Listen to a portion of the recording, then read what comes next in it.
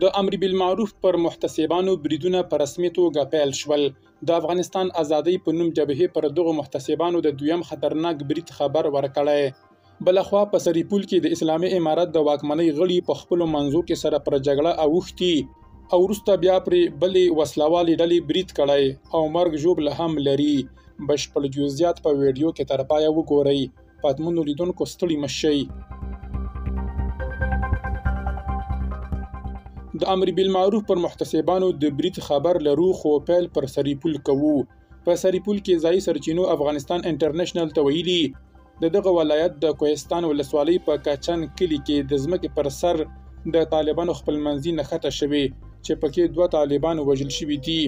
د سرچینو په وینا په نښته کې یو کس ووژل شو خو وروسته د طالبانو د استخباراتي ادارې مامورانو قاتل ونیو.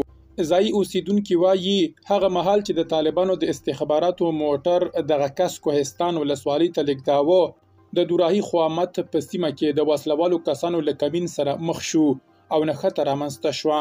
هغوی زیاته کړي چې په دغه نښته کې قاتل هم وژل شوی دی. د راپورونو له مخې د 6 موټر سایکل سپرو یوې ډلې د طالبانو د استخباراتو پر موټر برید وکړ. د طالبانو رسمي سرچینو تر اوسه په دې اړه څه نه دي ویلي.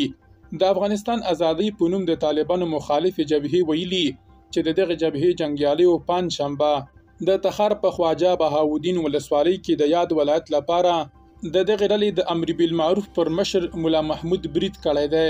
د نوموړې جبهې په وینا یو طالب وژل شوی او بل ټپي دی. په اعلامیه کې راغلي چې دغه جبهه تر دې مهاله د مولا محمود د مرګ او ژوند په اړه معلومات نه لري.